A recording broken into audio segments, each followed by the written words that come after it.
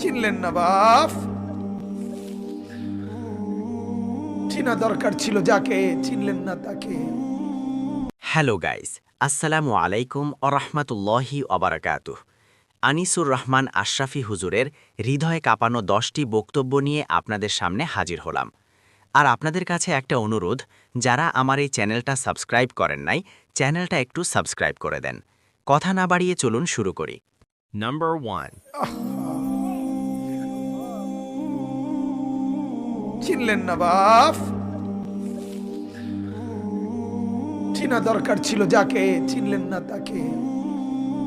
হায় যুবক, বন্ধুকে চিনলা না, দুশ্মনকেই বন্ধু বানাইলা, দুশ্মনকেই বন্ধু বানাইলা।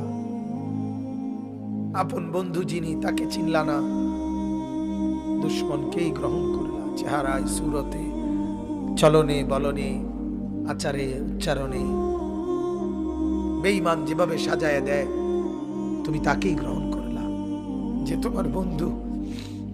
কি কথা একটা নবী কেমনে বললেন। দেখতে দেখতে একদিন শুনবেন আপনাদের এই পরিচিত আনিসুর রহমান আশরাফি, যে আপনাদের গ্রামে আসতো, বয়ান করত, হঠাৎ একদিন শুনবেন সেও নাই, সেও হারিয়ে গেছে অন্ধকার। এটাই বাস্তবতা, এটাই চির সত্য। এতটা চির বাস্তবতায় আমরা ভুলে যাই কেমনে। ভাই, যুবক ভাই, নামাজ না পড়ে কেমনে থাকো? মুসলমানের বাচ্চা তুমি, তুমি হিন্দুর সন্তান না, তুমি ইহুদির বাচ্চা না, তুমি খ্রিস্টানের বাচ্চা। কেমনে নামাজ না পড়ে, কি দেখতে দেখতে, কি করতে করতে জীবনটা, দিনটা, রাতটা শেষ করে দিলাম। আহারে আফসুস, আমার বড় আফসুস লাগে। একটা সুস্থ সবল 16 বছরের, 14 বছরের, 18 বছরের ছেলে মেয়ে কি কারণে, কি বুঝে একটা সেজদা দেয় না, এক ওয়াক্ত নামাজ পড়ে না? আরে বোকা রে, তুই কেমনে এত বোকা হইল? কি কারণ থাকতে পারে?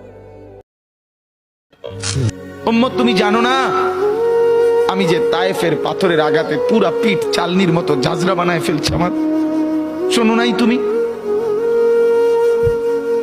আমারে যে উহুদের ময়দানে দান দান শহীদ করে রক্তাক্ত করছে, তুমি শোনো নাই?